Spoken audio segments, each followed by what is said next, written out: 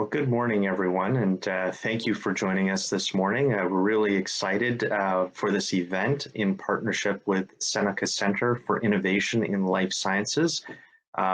Before we start, I just want to recognize that I'm coming to you from what is the traditional territory of many nations, including the Mississaugas of the Credit, the Anishinaabe, the Chippewa, the Haudenosaunee, and the Wendat peoples, and is now home to many diverse First Nations, Inuit, and Métis peoples. I also acknowledge that Ontario is covered by Treaty 13, signed with Mississaugas of the Credit, and the Williams Treaties, signed with multiple Mississaugas and Chippewa bands. So it's my great pleasure to be co-host with Seneca on this very important topic around solving industry challenges through research and development partnerships. Throughout COVID-19, the last few years, the one thing that we've taken away from this pandemic is to solve challenges, we need to partner, we need to collaborate. So I think this is a very important, very timely discussion that we're going to have today. And it's my pleasure to introduce Ben Rogers, Dean of Seneca Innovation. So Ben, over to you. Good morning, everybody. Thank you for that introduction, Jason. And it's my pleasure to speak to you today about the college system, college research, and what Seneca does. So a little bit of background and context about colleges. Colleges were enacted by legislation in the 1960s. The government recognized a shift to automation and a skills shortage that required new training that universities were not designed to deliver. So the colleges were set up to serve local communities and operate in cooperation with industry from the beginning. After the legislation in 1965, the first college formed in 1966 that was centennial, and then Seneca and 18 other colleges of applied arts and technology opened in 1967. Through the 70s, the number of colleges increased, and in the 90s, 2 Francophone colleges were added to the system. Now there are 24 colleges with over 200 campuses across Ontario. We have 260,000 full-time students, and the students are sometimes different from university students. About 41% of post-secondary students in colleges have some post-secondary education or have completed a credential already. And these institutions offer a variety of degrees, diplomas, and graduate certificates in a variety of sectors.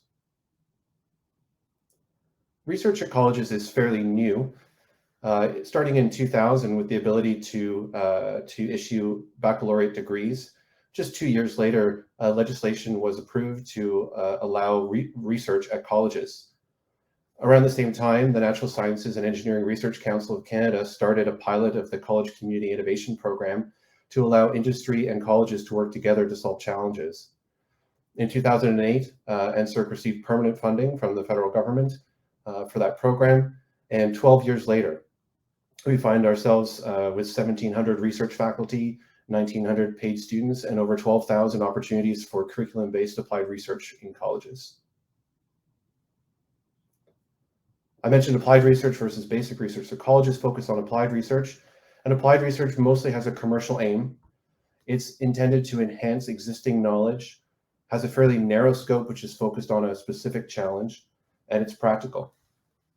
This differs from basic research, which is mostly discovery-based research. It's theoretical, it's discovering new knowledge, and it's curiosity-driven.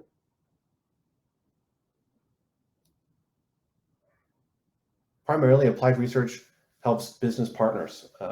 Colleges and business partners work together, and there are 4 main areas that are beneficial to companies. So funding, expertise, equipment, and talent.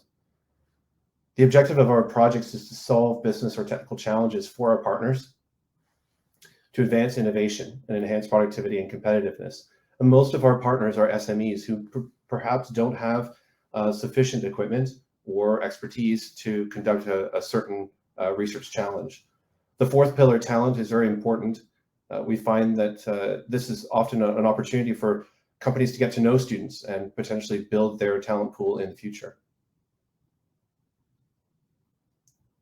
The types of projects that are typically worked on in applied research at colleges are early stage technologies. There has been some work already that is being conducted on the project.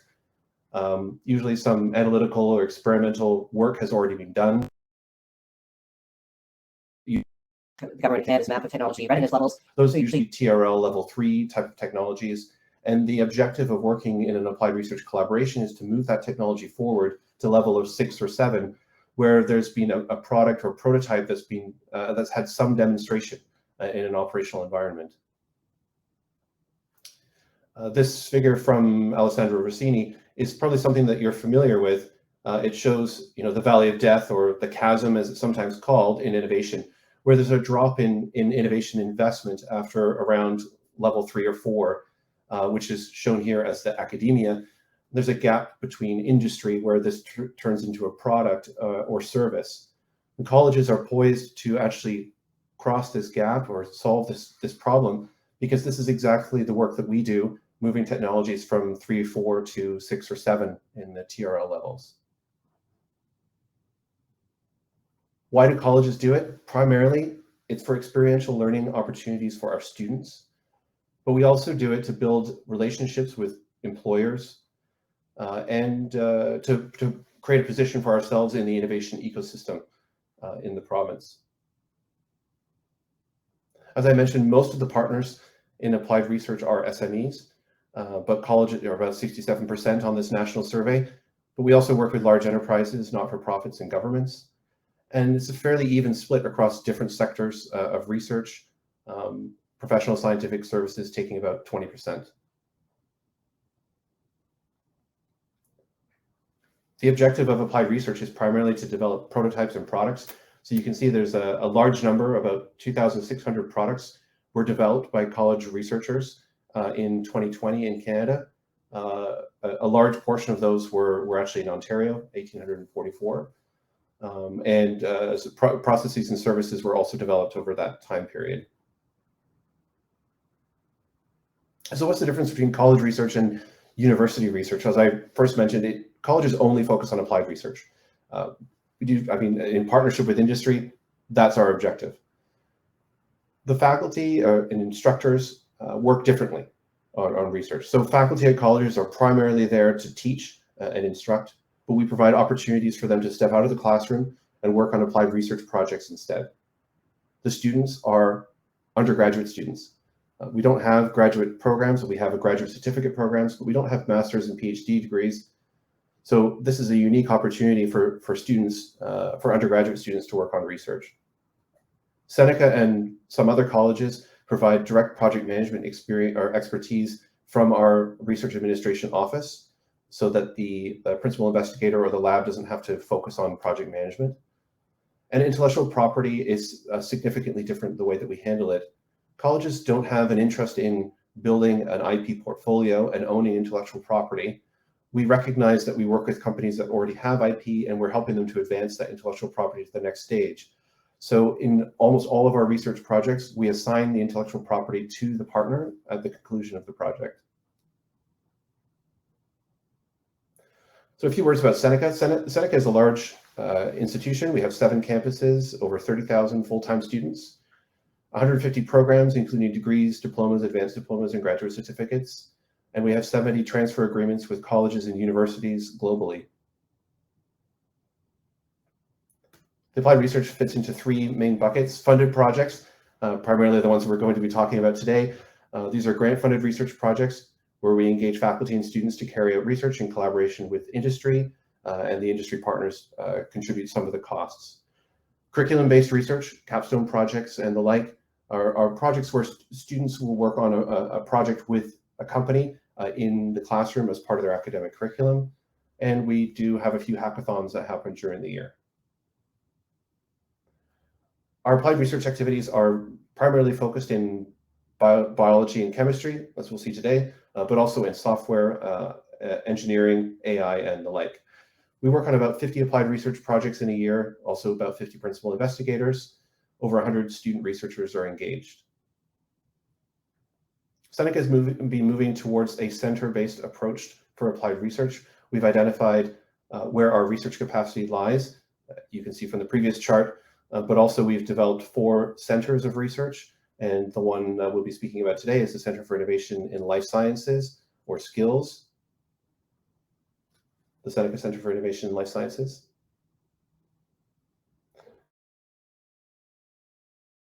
So SCILS was built on a foundational investment, a grant from the Natural Sciences and Engineering Research Council through their Innovation Enhancement Program. The objective of the program is to build research capacity and provide long-term funding for projects. So with a $2 million grant, we promised to build a research center, engage numerous faculty, students, and companies in carrying out industry collaborative research. And what the funding does is it provides dedicated funding for collaborative research. And that means that we can start new projects fairly quickly without an additional time for writing a grant and waiting for an approval. We still are conducting R&D and developing solutions for industry partners.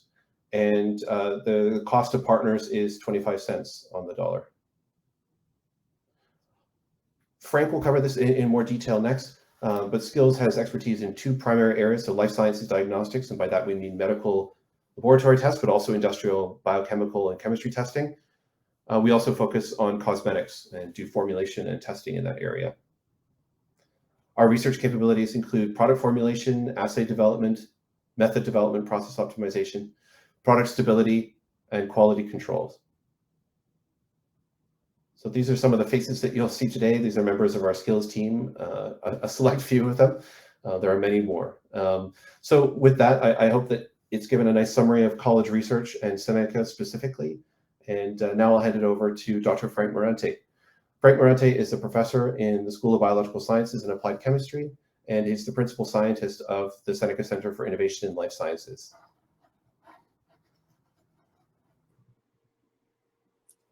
Hi, good morning. Thank you, Ben, for the very kind introduction, and many thanks to you, Jason, for giving us the opportunity to talk to you today. What I hope to do is actually expand a little bit more on what Ben has so eloquently outlined, and I will present some of the practical aspects of Seneca Centre for Innovation of Life Sciences, particularly with regards to some of our instrumentation, our capacity, our faculty expertise, and then try to illustrate some of those features with regards to 3 case studies where we successfully engage faculty, engage students, and utilize some of specialist instrumentation on campus to the best of their capacity. So maybe if Brian, you can advance me to the next slide. So what is SCILS? So SCILS is Seneca Centre for Innovation in Life Sciences. Just to reiterate, it's supported by the National Sciences and Engineering Council, Research Council of Canada. And our aim is to really engage with our industry partners to advance product development or further enhance or validate existing products or product associated pipelines, procedures, or protocols. We have 2 main areas of focus. Our initial area is the life sciences, and that and as you will see, that includes molecular diagnostics, immunodiagnostics, biochemistry, assay development. But also we're a strong academic institution with regards to our cosmetic sciences program. We have numerous faculty that are specialists in cosmetic formulation and the cosmetic sciences. And so we're trying to leverage both areas of expertise in order to work collectively and closely with industry. If I can have the next slide, please. So SCILS, yeah, perfect. So SCILS really aims to leverage some of the unique expertise that comprises our faculty. Many of our faculty are PhD trained scientists, postdoctorally trained scientists.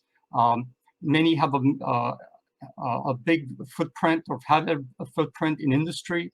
And so they bring a lot of practical applied experience to both the classroom, and we wish to try to expand that and utilize some of that expertise to engage with our company, with our applied research partners. And again, our areas are life sciences, cosmetic sciences, and those are fairly broad reaching. We have faculty that are specialists in organic chemistry, organic synthesis, inorganic chemistry, the associated instrumentation, but also complementing some of those core specialties.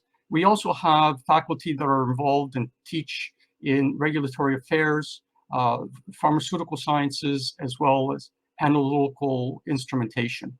And without reading the whole list of things that we have been engaged in or are currently engaged in, we see a lot of industry interest in the areas of molecular diagnostics. I think that was very nicely illustrated with the current COVID-19 pandemic. We have areas of expertise in molecular diagnostics, product development, immunodiagnostics, biochemistry, assay development, protein chemistry. Another area that seems to be very well received in the industry is our ability to develop and utilize cell culture models for complex disease. And we've had and currently have some research projects that utilize specialist cell models. And in addition, of course, microbiology and food chemistry. And so I can have the next slide. So in addition to leveraging the faculty expertise, we're very fortunate that we are very instrument and apparatus rich on campus. Usually the chair of the department often puts forth a call for instrumentation, and we continually strive to augment or enhance our repertoire of instruments and analytical procedures, analytical instrumentation by purchasing current and more updated instruments. And this is just a very, very small sampling of some instrumentation that we have on campus. But we also aim to have a philosophy where if we can miniaturize and convert existing assays into a high throughput type of manner, it seems to be a process that's very well received by the industry. And if I can have the next slide. We see that we can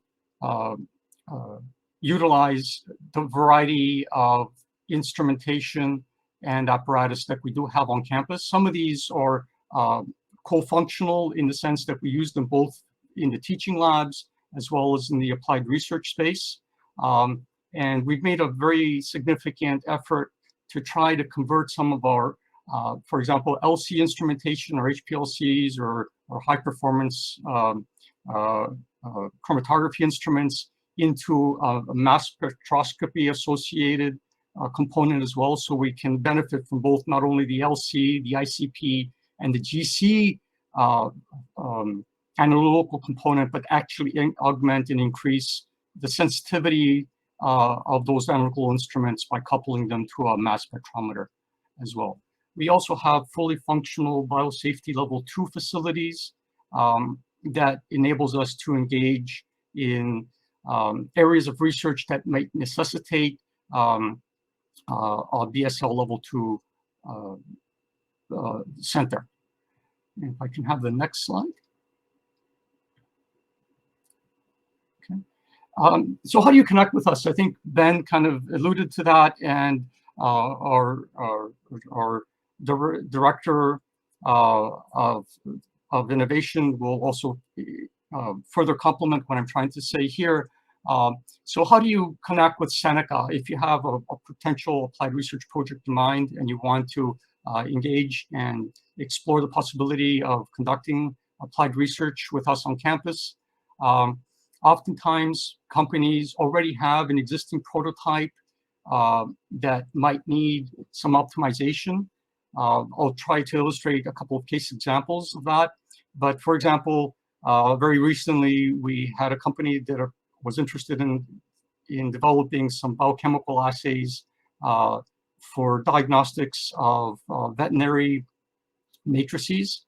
But their aim was not only to have a biochemical assay, but format it in a lyophilizable, point of use friendly type of manner, so we can bring that type of augmented expertise to the table if necessary.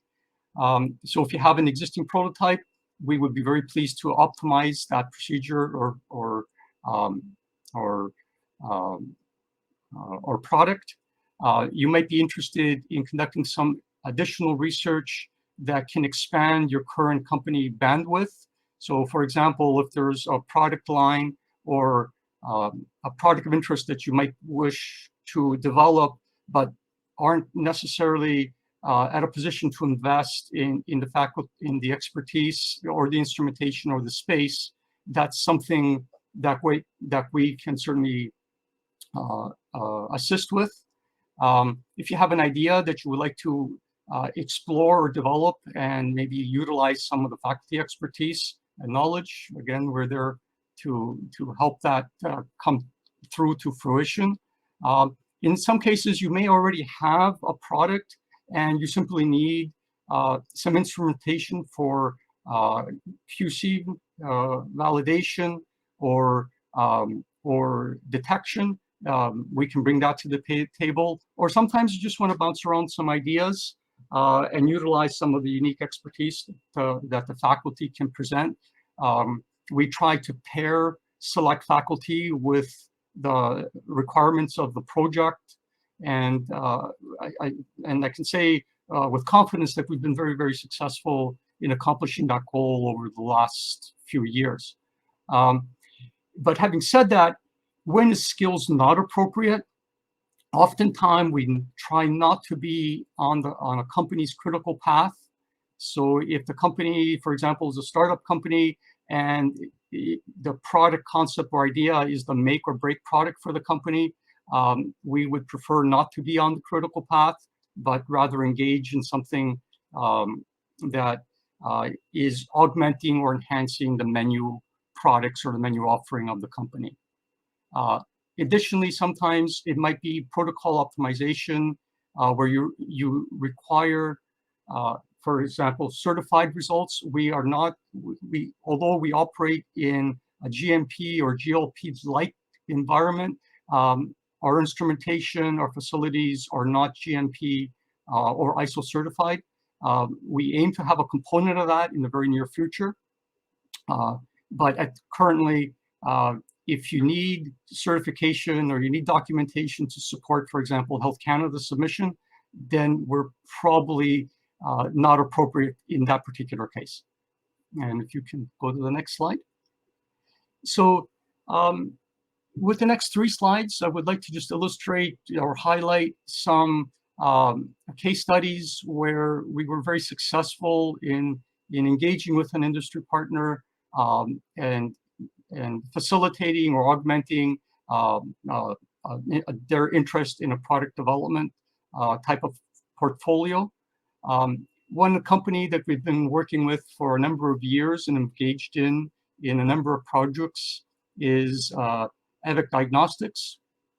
And one of the most current projects entailed the rapid biochemical testing of companion animal urine for select metabolic markers. So just to paraphrase that, EVIC was interested in developing a lyophilizable or freeze-dried point of care, so veterinary office associated testing, biochemical test that can be run by a vet tech personnel in a veterinary setting. And so the challenge was to identify current biochemical tests that are used particularly for dog urine, convert those tests to a format that can be rapidly implemented, but then also with the challenge of having all those reagents freeze-dried and made available in a beaded type of format. So that way, the testing would simply be add urine and proceed to actually read the result outcome. And so Seneca was very well poised in terms of the execution for this type of demand. And Seneca's team developed prototypes, various biochemical assays, particularly to detect leukocytes in the case of active infections, ketones for detecting ketosis in the companion animal, and associated hemoglobin or blood, as well as an index for an issue in the urine. This was an interdisciplinary project. We leveraged some of the expertise from both Seneca's biochemistry faculty, Seneca's organic chemistry faculty, and we also engaged Seneca's veterinary sciences program that is being offered on our King campus. And so it was a really fascinating integrated approach to solving EVIC's interest in developing this new pipeline. The benefit to the partner was the expansion of their menu offering, particularly to complement their current pipeline, which was the area of immunodiagnostics, molecular diagnostics, and water chemistry associated reagents. So they are able then now to offer these biochemical affiliated or associated freeze-dried materials that can be readily used at a point of care or a point of source. If I can have the next slide.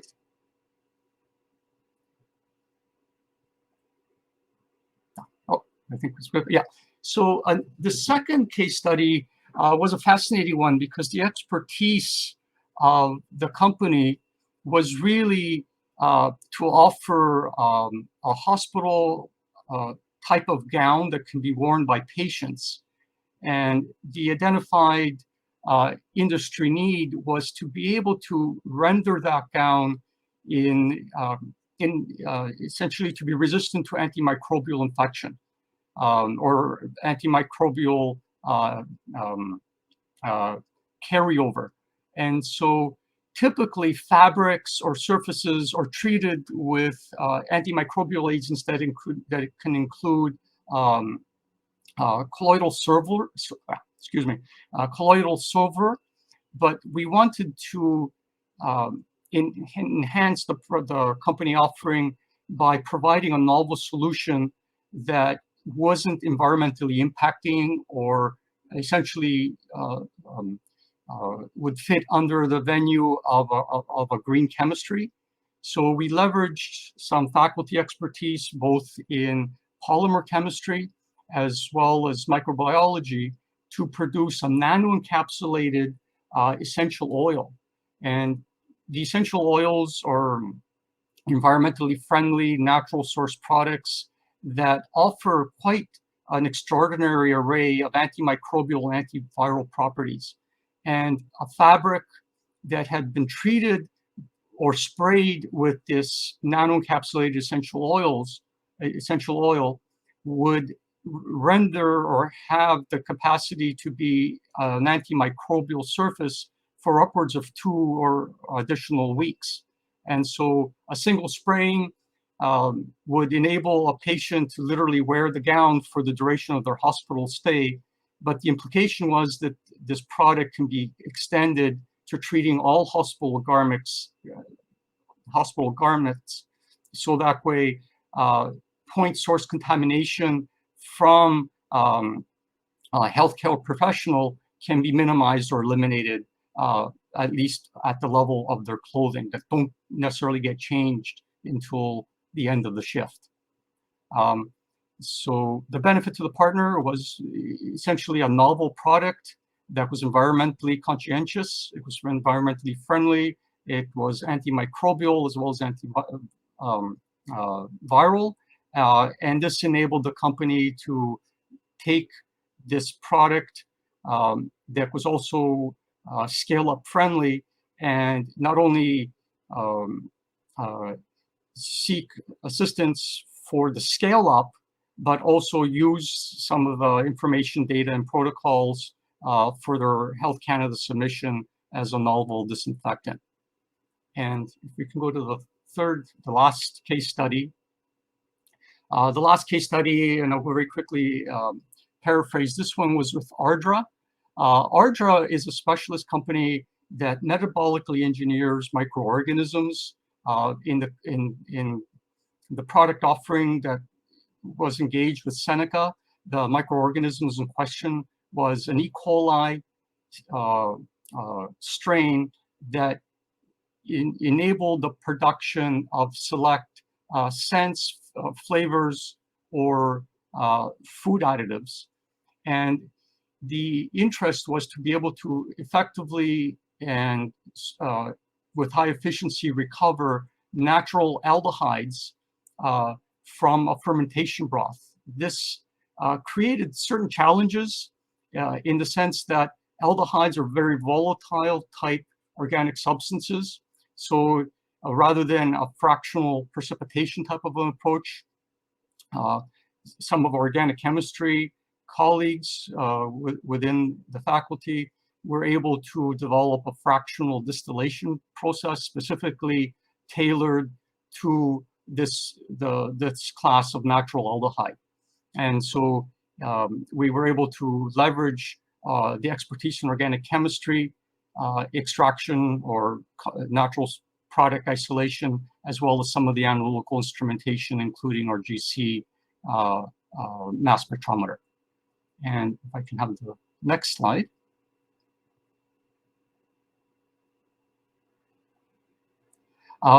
We've been very fortunate to engage with many Ontario-based companies, both in the molecular diagnostics or immunodiagnostic space, as well as the cosmetic formulation space.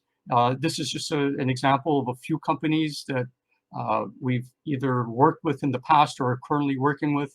And I have to say that I'm very privileged to be able to work with applied industry colleagues that I have a lot of admiration and respect for. And we hope that collectively we can help with their product objectives. And if I can get the next slide. So if you wish to engage with SCILS, in addition to our Q&A session today, you can reach out to our applied research director for Seneca Innovation, which is Namrita Barai, and she's readily available through her email contact that's shown here. And if there's any questions, I would be very, very pleased to address some, as well as some of our additional colleagues from Seneca. Thank you very much for your attention.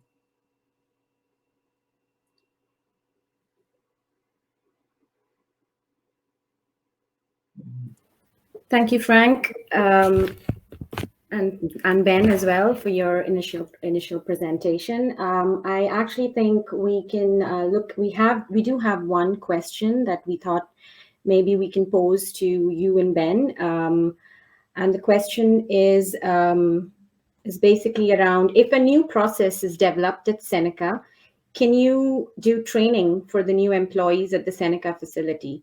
So I guess it's around having the company come on site and get trained on any new techniques that have been developed through Seneca. Ben? Thanks for posing the question, Marante. And it's an easy answer. Yes, we can. We can absolutely deliver training on the processes we've developed. Okay, great. I guess we just keeping track of time, and I don't see any other questions in the chat right now. We did answer a couple privately, so I think we can move on to the next part. Let me get started there. So before we move on, I just wanted to introduce myself. I'm Namrata Barai, Director of Applied Research at Seneca. My team is responsible for all applied research activity at Seneca, from working with companies to scope projects, accessing resources such as Seneca expertise, equipment, funding, and then ensuring the successful completion of the project. So Ben and Frank have given an excellent overview of applied research at colleges, as well as the Seneca Centre for Innovation in Life Sciences. For the next part of this session, we've brought together a group of individuals who have direct experience being part of applied research at Seneca. We have two Ontario-based life science companies, Kenota Health and Celine Biosystems, a Seneca faculty member who was principal investigator working with Kenota and Celine, and a student research assistant responsible for the day-to-day research activities.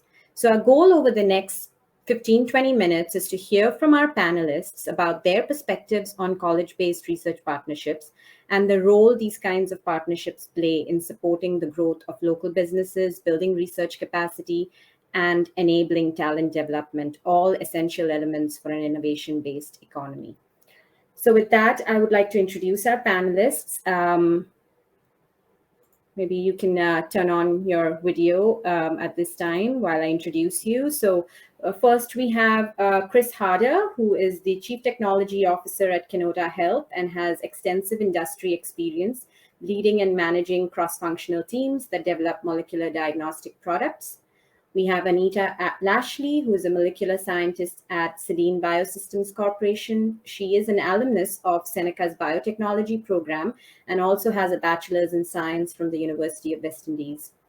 Brian Chalk is a professor in biotechnology at Seneca and also a principal investigator at SCILS, Seneca Centre for Innovation in Life Sciences, where he leads a group of research assistants working on multiple applied research projects.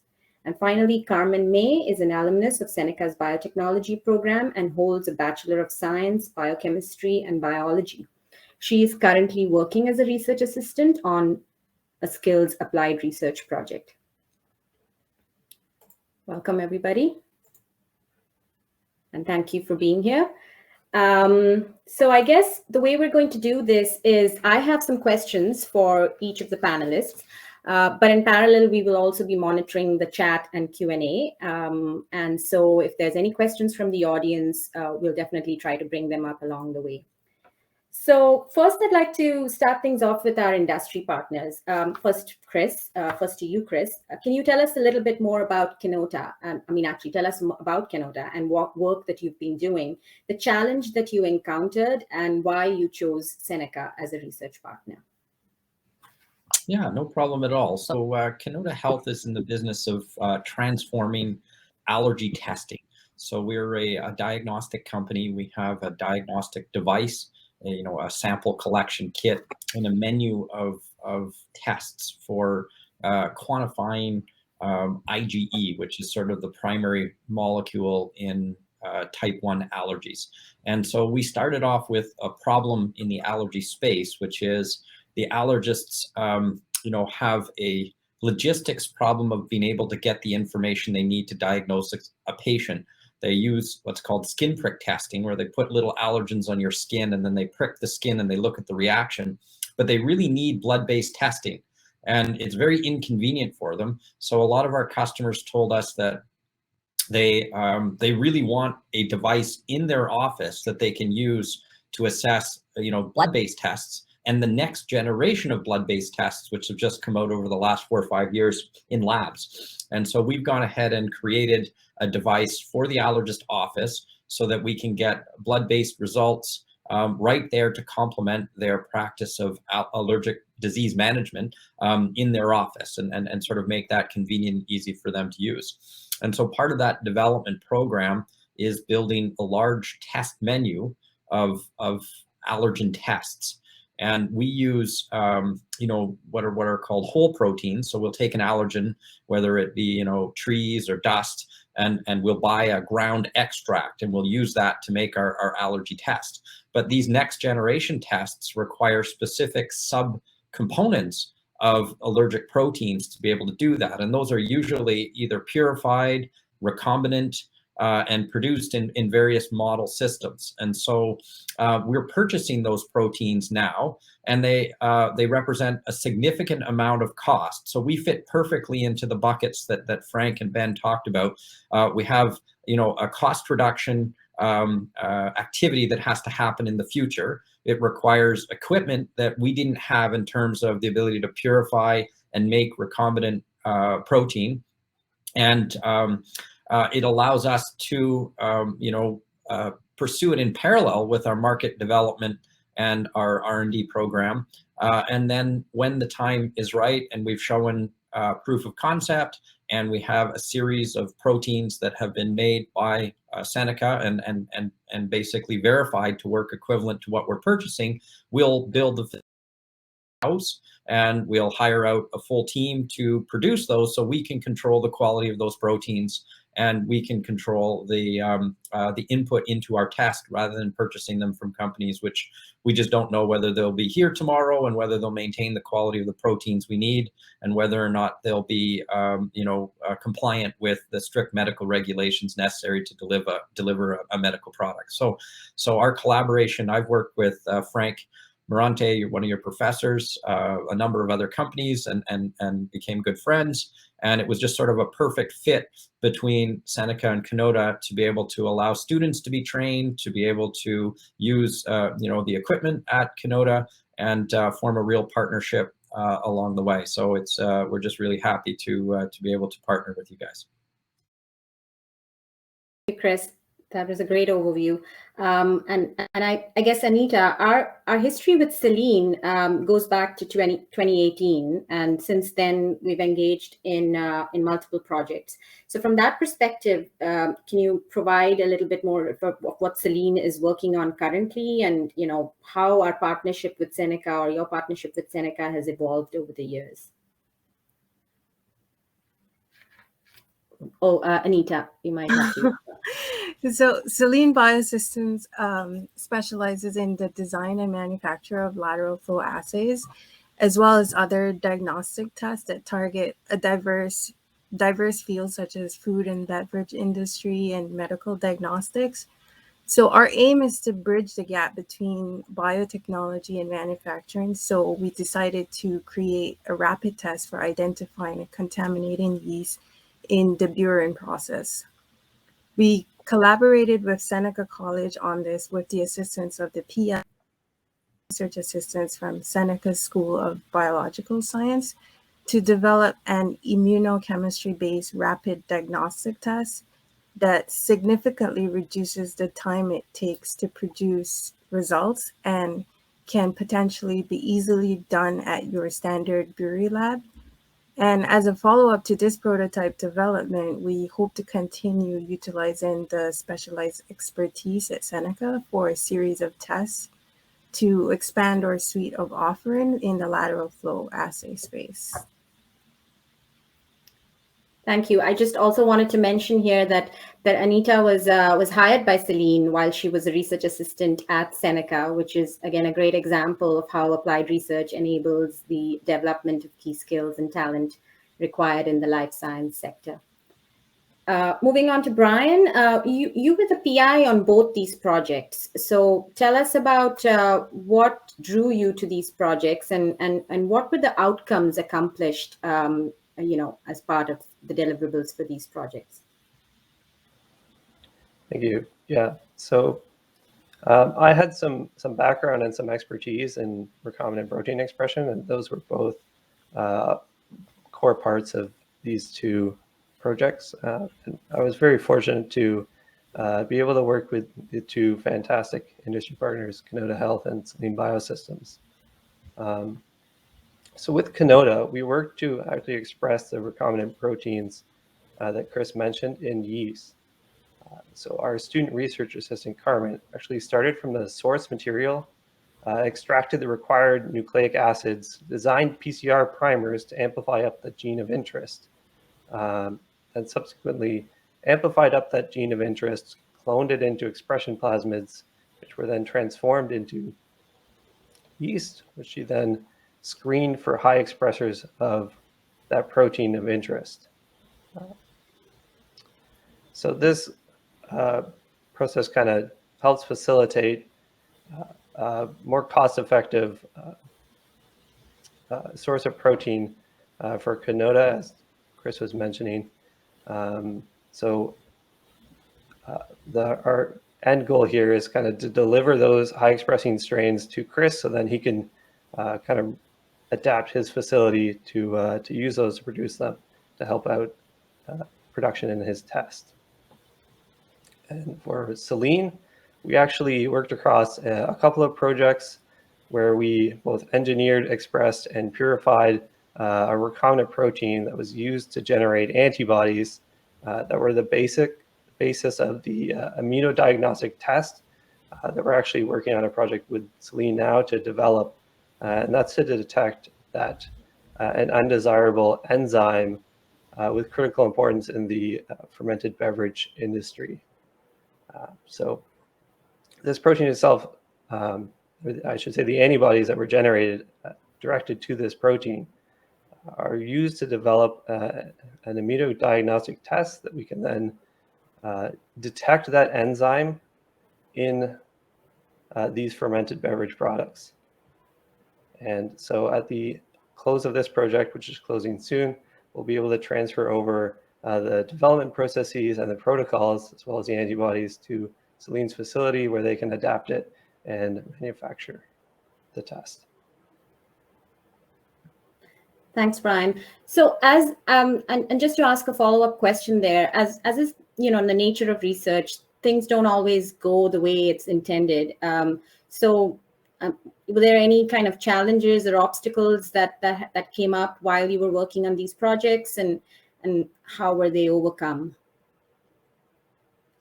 Yeah, often after we start a project, new data can come to light, or new changes in the industry can make the project goals not quite what we want when we start out. So we have an advantage with the Seneca's SCILS model that we're able to quickly kind of reprioritize our goals. That can either come from results from experiments that we conduct, or even changes in partners' needs, depending on what's going on in the industry. So very quickly, with a meeting, a phone call with the partner and the Seneca team, we can kind of adjust our research goals and maybe take a new approach at that. One example comes from working on Celine. We actually started the project out as a food pathogen detection project, but we ran into several products with some of the purchased materials that we had. They just weren't working the way that that we had expected or that we needed to develop our testing. So we met with the company and quickly switched gears into detecting that undesired enzyme in the fermented beverage problem. And not only did that solve our development processes, but it also ended up being a better direction for the industry partner to obtain their goals. Great. So Brian, just to reiterate, the SCILS model that you were mentioning is basically the dedicated funding that we have as part of the IE grant, which does provide us with a lot of flexibility and the ability to move quickly, both to begin projects, but also to pivot when needed during the project. So I'd like to go back to Chris and Anita again and ask you, Brian provided a great description of the technical and the research outcomes of the project. But from a business standpoint, what value have these results provided to your company, or, you know, in terms of future, what do you see them providing to your company? And I don't know, Anita, do you want to go first? So at Celine, we understand that innovation in life science requires fundamental skills and technical skills. So Seneca has been really instrumental in providing the expertise that we would not have been able to obtain otherwise, like Brian and Frank. We're relatively new in the manufacturing business, so Seneca allowed us to tap into that talent with the most up-to-date technical knowledge in the form of the PIs and research assistants and new graduates like myself. So that has been one perk of our collaboration with Seneca. In addition to this, the collaboration has been extremely valuable to Celine, since the tests we developed required antibodies, which were not commercially available, as Brian mentioned. So these recombinant antibodies are able to provide us with a unique test that yields rapid results, which is not otherwise commercially available, and other products are not capable of producing that. Great. Chris? Yeah, so I think the big thing about our collaboration is when we look at an R&D program, there's a lot of things that have to happen when a company is trying to get out of the gate and into the market. And you have to pick which ones are part of the critical chain, as Frank said, in terms of your ability to get to market. But on the other hand, you have a whole bunch of other important projects which need to start early in order to make their way along.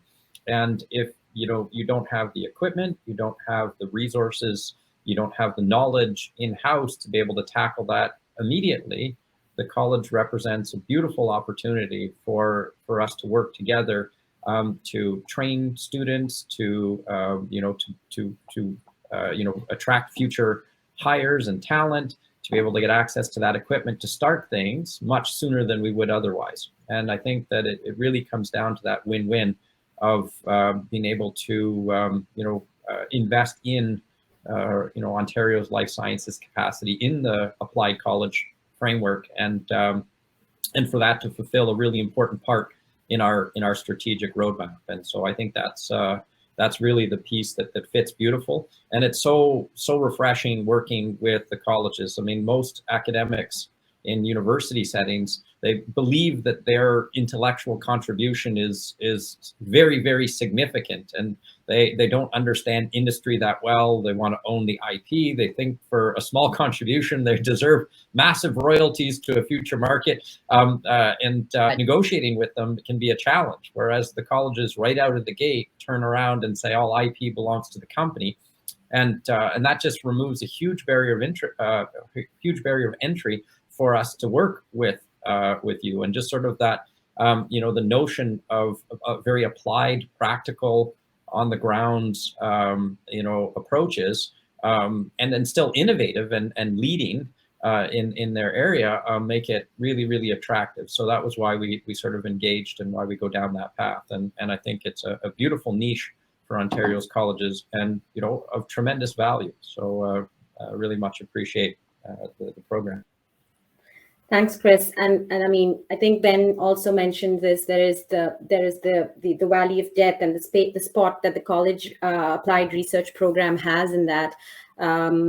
Basic research and university research does a lot of the foundational work that provides a lot of the theories around product development, but there is a need for a niche group of people or a niche institution like Seneca to be able to take some of that foundational work and move it forward. So thanks for that. Yeah. And you also touched upon a good point around talent development. And so, I'd like to now ask Carmen, who's a student selected to work on applied research project. You clearly had the necessary theoretical and classroom knowledge in the subject area, since you're in the biotechnology program. But tell us about how you and other RAs or research assistants are trained and mentored at SCILS to ensure continuity and success of all projects that come through SCILS.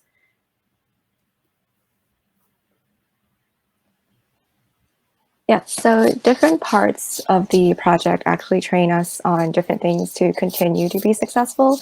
And one of the first things we do when we start a project is literature review. So this is anything from going over any published papers to reports that the RAs in the past have generated, and even going over the lab notes that summarize some of the experiments. So this gets the new RAs kind of familiar with the theory behind the project and some of the project goals and deliverables. And in parallel to literature review, it's often technical training led by the PI, lab technologists, or even fellow RAs. It can be as simple as reviewing how to set up a certain experiment, to learning a new instrument and getting familiar with all the resources you have in the research lab. And once you're finally ready to plan and execute your experiment in the lab, you're often integrating everything you learned from the different courses into one experiment or one project. So this is kind of including all the skills and all the techniques you've learned. And it's kind of like a cycle. So what you learned in class helped you get this position, but when you apply this knowledge, it reinforces that knowledge you learned in the classroom. So it kind of goes hand in hand with your academic studies and your research project. And finally, collaboration is a huge part of SCILS. And we're not just talking about collaboration with industry partners, but with different faculty members. So we get to work with professors that we've probably never had before, professors that teach maybe on a different campus or in a different program. We work with different RAs studying in different courses, different lab techs and lab monitors. So it's very likely that we probably attend the same classes or graduated from the same program, but it's also very common that we come from different education in the past and different work experience. So there's a very diverse skill set and expertise in the team. So there's a constant exchange of new information and new knowledge. So this not only helps us kind of become more well-rounded scientists, but also become successful in our projects. Thanks, Carmen. So, I mean, the sounds like the training aspect was quite strong. What about working on an applied research project itself? I mean, how did it enhance the skills you've gained in classroom, and how does that support your career goals? Yeah, so how I see it is, so everything we've learned in all the courses we've taken so far, it's kind of like bits and pieces of a puzzle. And we're learning the material really well. We're learning the different skills and techniques in classes. We're getting tested on it to make sure we have a very strong foundation. But when we get to applied research, we're putting these pieces of a puzzle together. We're trying to solve a mystery. We're trying to understand the science behind this particular assay we're trying to develop. And this is often how it's like in a real research setting and clinical setting. It's a lot of investigative work. So what we learn in the classroom is directly applied into a real life setting, which helps us understand that and be prepared for jobs, for research jobs in Seneca and outside of Seneca. And aside from the theoretical and technical aspects, the record keeping, data analysis and presentation is just as important. We practice those skills in our courses already, but when we actually do this in a research project, we realize that there are different guidelines from different organizations that we have to follow, depending on the situation. And this becomes really important when you're working in a highly regulated or GMP environment. For example, your lab notebooks, your logbooks, or any forms you fill out in the lab, they could be pulled to be inspected during an audit. So you really want to make sure that these are done properly. So I think once you're familiar with the logistics, the theoretical and the technical aspects of running a research project, you're pretty much prepared for any research position in Seneca and outside of Seneca. Great, thank you, Carmen. That actually brings to the end my planned questions for the panel. Is there any final comments that any of the panelists have that they would like to make regarding, experience working with SCILS or some of the upcoming plans for either, new projects or your company itself? So the floor is yours right now.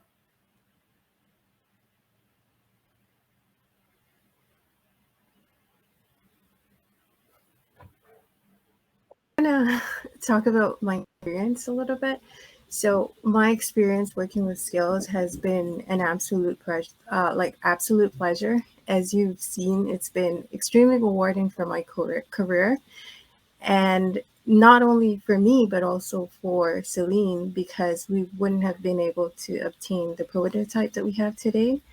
And this is because lab equipment is expensive, and without the access to Seneca's instrumentation and the labs, we won't be able to complete our projects in the competitive timeline. So sharing that burden with Seneca has made our product development cycles much shorter and more cost effective.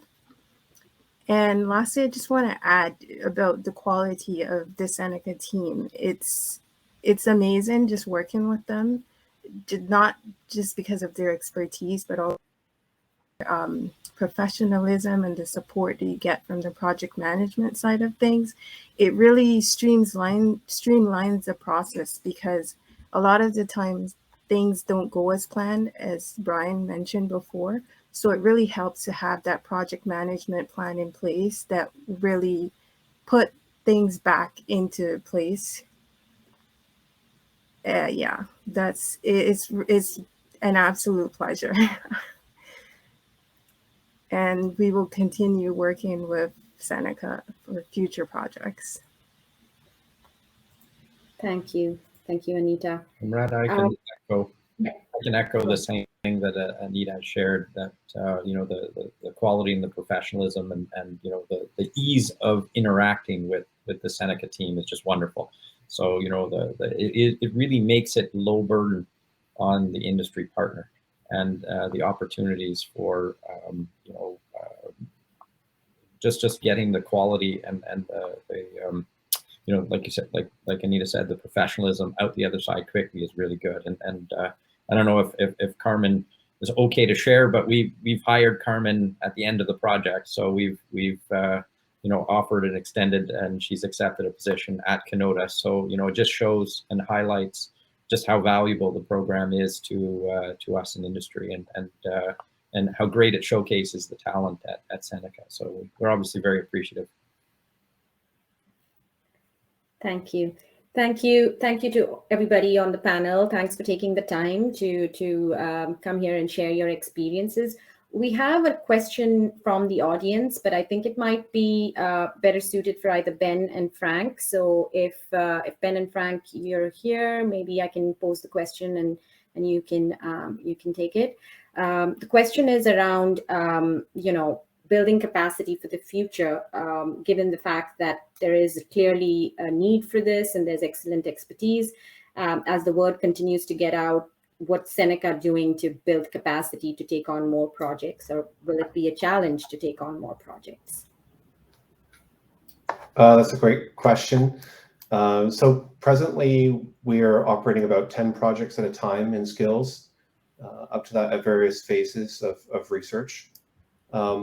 We are, you know, Seneca has committed to grow SCILS and build our capacity as an institution. We are, you know, able right now to carry out 10 projects at a time. We can probably have a couple more, but Seneca has committed to dedicate new laboratory space and purchase new equipment over the coming year or two. So there'll be you know, significantly more space and equipment for us to carry out research and continue our trajectory of growth. Thank you. And so with that, I think we have completed the formal agenda section part of the event, and I'd like to turn it back to Jason to take us through the end. Thanks, Nimrata, and thank you to all of our speakers and panelists today. Absolutely fantastic session.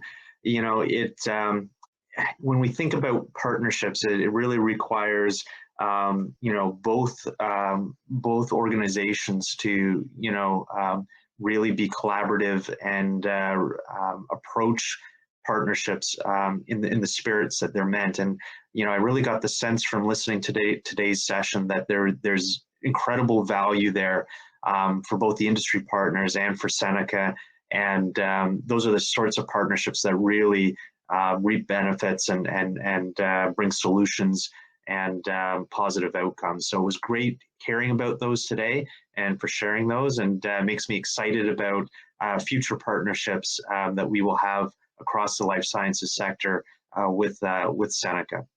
A few quick announcements. So our nominations for our annual awards are open. We're planning and hopefully going to have our awards presentation in person next year. We're planning May timeframe, but the actual deadline for submitting award nominations is on December 17th. You can submit on a nomination for all of the awards, including our Lifetime Achievement, our Volunteer Award, Community Service, and Company of the Year Award, or you could just pick one and submit. So there's lots of options You can go on our website. Everything's done online. It's really easy to do, but we would really encourage you to make those submissions. Our upcoming events our last event of the year is going to be on December 16th. It is our member marathon. We hold 2 of these per year, one in June and then of course one in December. This is an opportunity for some of our LSO members, some of our new ones and some of our not so new ones, to give us an update about what's going on with their organizations, you know, some really interesting new technologies, services, offerings. So please join us for that and meet some of our members. And finally, we have it is membership renewal time. We are on a calendar year, and so January 1st, emails will be sent out for all renewals. But if you are an LSO member and haven't yet renewed, you can do so online or contact the office. And finally, a tremendous thank you to all of our supporters, our platinum sponsors shown here, our gold sponsors, and of course, our silver sponsors. Without the support of all of our corporate sponsors, we would not be able to do events like this. And I thank you all for attending. I'd like to remind you that there is opportunity to stay on and network. I believe we have till 10:30, so the Remo platform is really neat. It has all these tables on the floor plan. Just click on an empty seat and it will bring you into that table and video networking. So please stick around if you're able to and do a little bit of networking. All right, take care everyone. Have a great day.